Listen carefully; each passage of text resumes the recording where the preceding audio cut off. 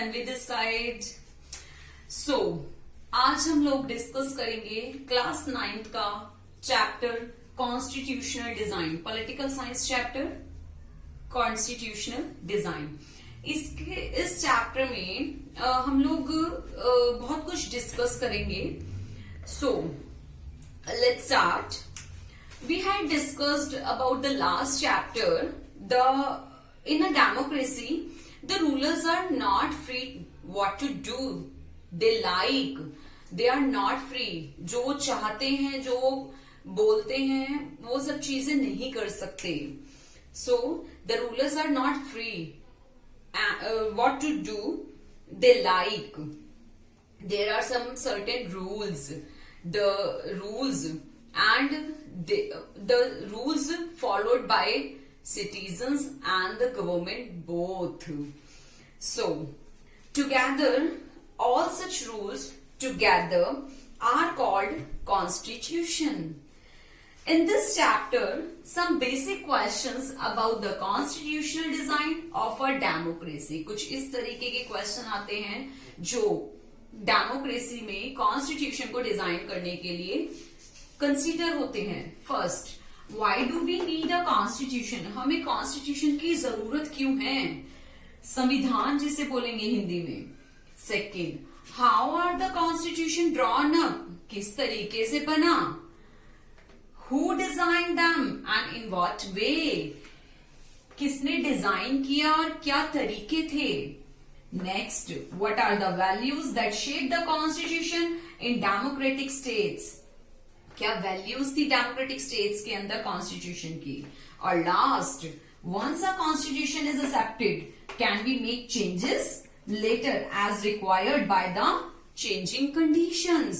कि क्या ऐसे चेंजेस हो सकते हैं कॉन्स्टिट्यूशन में अगर एक बार कॉन्स्टिट्यूशन बन गया तो ये सारे क्वेश्चंस हम डिस्कस करेंगे, इसके बारे में हम चर्चा करेंगे।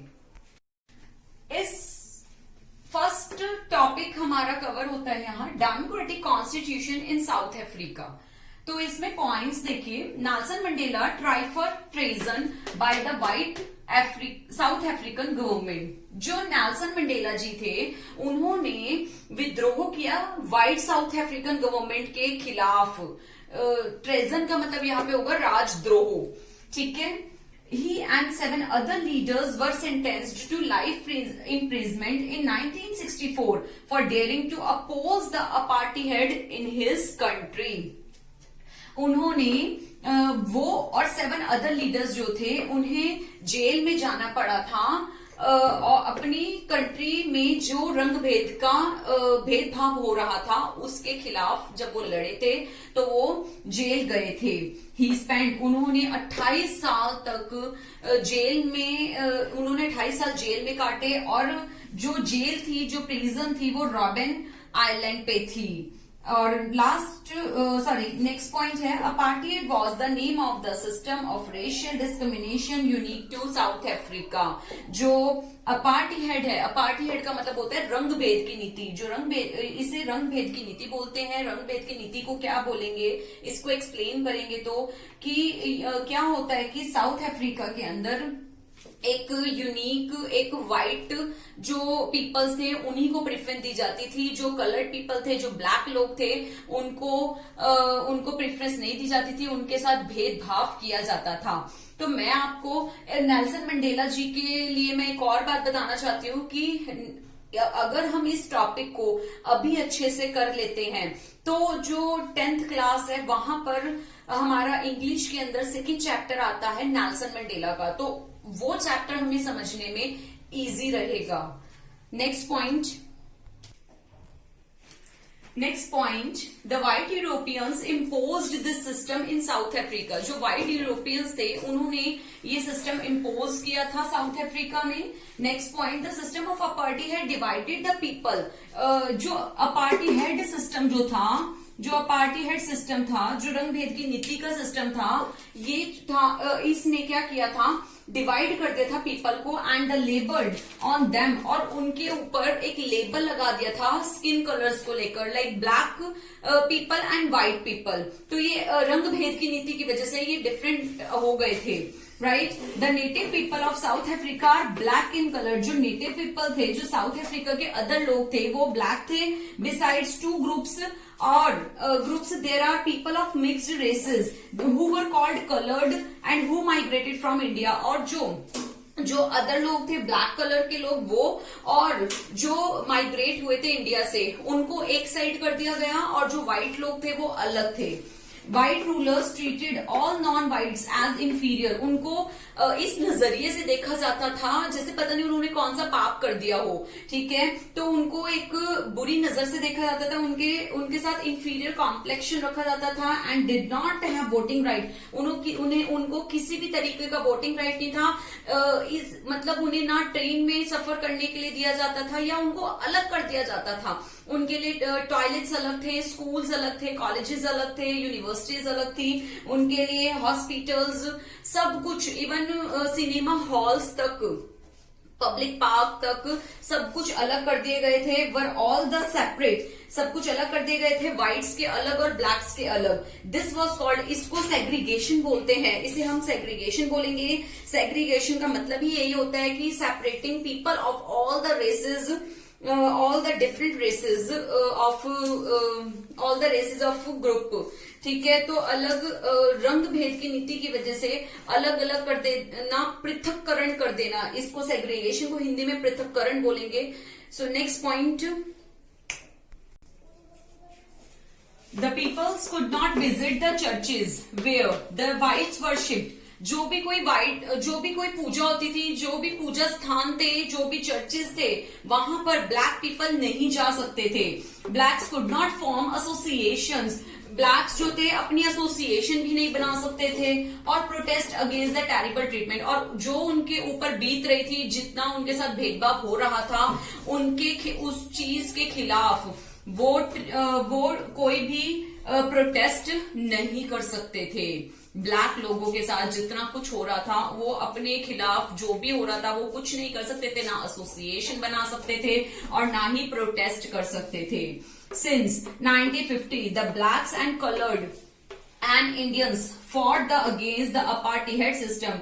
अब क्या होता है, 1950 से तब क्या हुआ कि जो ब्लैक लोग थे और जो कलर्ड लोग थे और जो इंडियंस जो थे, जो जिनके साथ रंग भेद की नीति की वजह से भेदभाव हो रहा था, अब उन्होंने प्रोटेस्ट करना शुरू किया। उन्होंने प्रोटेस्ट लॉन्च किया, मार्चेस किए, स्ट्राइक्स की।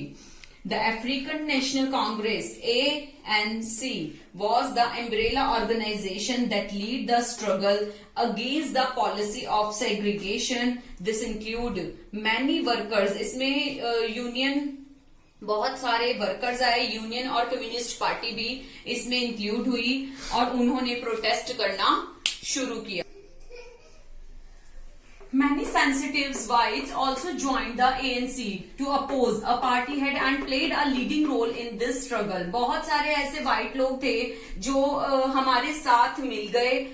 बहुत सारे ऐसे व्हाइट लोग भी थे जो ANC के साथ ज्वाइन हुए। ANC अफ्रीकन नेशनल कांग्रेस, इसके साथ ज्वाइन हुए और जो रंग भेद की नीति थी उसके खिलाफ वो भी मार्च पास्ट निकालने लगे, स्ट्राइक्स करने लगे। Several countries including India denounced apartheid as unjust and racist, but the white racist government continued the rule. पर जो व्हाइट पीपल थे वो क्या कर रहे थे, वो कंटिन्यू लोगों को परेशान कर रहे थे, टॉर्चर कर रहे थे, उनको मार रहे थे, killing thousands of black coloured people, उनको थाउजेंड्स लोगों को मारा जा रहा था, ठीक है। ये चाहे ब्लैक पीपल अपना प्रोटेस्ट कर रहे थे, सब कुछ था, बट जो व्हाइट पीपल थे ये अपनी बात से अपने पीछे नहीं हट रहे थे, मनमानी कर रहे थे, मार रहे थे लोगों को। As protest and struggles against apartheid had increased, the government को ये realize हुआ कि अब उनका राज ज्यादा लंबे समय तक चलने वाला नहीं है। That they could no longer keep the blacks under their rule through repression. वो और ज्यादा समय तक ब्लैक लोगों के ऊपर राज नहीं कर सकते। The white regime changed its policy. Discriminatory laws were repealed. Ban on the political parties and restriction on the media were lifted. After 28 years of imprisonment, Nelson Mandela walked out of the jail as a free man. 28 साल के बाद Nelson Mandela जी free हो गए और एक prison से बाहर निकले और एक फ्री पर्सन के तौर पे उन्होंने क्या किया, फाइनली वो रात आ गई, वो दिन आ गया। 26 अप्रैल 1994 की जो मिडनाइट थी, जो रात थी, the new national flag of the Republic of South Africa was unfurled. तब लहराया गया झंडा और marking the newly born the democracy in the world, और संसार के अंदर नई डेमोक्रेसी का प्रचार हुआ। So apartheid government came to an end. जो रंग भेद की नीति का जो गवर्नमेंट थी उनका एंड हुआ। व्हाइट पीपल जो गवर्नमेंट थी उनका एंड हुआ। And formation of a multiracial government और मल्टीरेशियल गवर्नमेंट स्टार्ट हुई। They built a new South Africa based on equality of all the races and man and women on democratic values, social justice and human rights. अब क्या होता है कि जब एक नया फ्लैग फहराया जाता है, नई गवर्नमेंट बनती है, तब एक न्यू साउथ अफ्रीका का निर्माण होता है, एक नया साउथ अफ्रीका निकल के आता है, और जहां पर इक्वालिटी पर बेस्ड हर चीज होती है, मैन वीमेन और डेमोक्रेटिक वैल्यूज होते हैं, सोशल जस्टिस होता है, सब चीजें उसमें इंक्लूड की जाती हैं। After 2 years of discussion debates, अब व्हाइट पीपल भी तो ये कहेंगे ना कि इतने सालों से हम यहाँ राज कर रहे हैं, हम अपना शासन चला रहे हैं, तो हम बिल्कुल ही अलग हमें कर दिया जाए, ऐसा नहीं होता। तो डिस्कशन और डिबेट इतनी 2 साल तक चलती रही। They came out with one of the finest constitution, और 2 साल बाद एक finest constitution, एक संविधान निकल के बाहर आया। This constitution gave it to its citizens the most extensive rights available in the country. पूरी कंट्री में ऐसा कोई कॉन्स्टिट्यूशन नहीं था जो ये बना, यहाँ पर हर एक सिटीजन्स को एक राइट, अपने इक्वल राइट्स दिए जाते थे। टुगेदर दे डिसाइडेड दैट, उन्होंने मिलके सॉल्यूशन, प्रॉब्लम का सॉल्यूशन सर्च किया।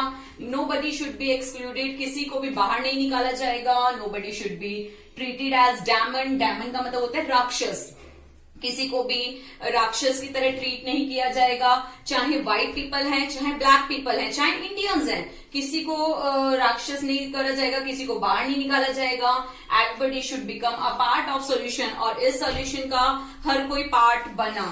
A state denounced by the entire world till recently as the most undemocratic one is now seen as the model of democracy, जो कभी एक टाइम पर undemocratic राष्ट्र था, नेशन था, बट आज जो है वो डेमोक्रेटिक कंट्री बना, डेमोक्रेसी का एक मॉडल साबित हुआ, एक अच्छा राष्ट्र बना।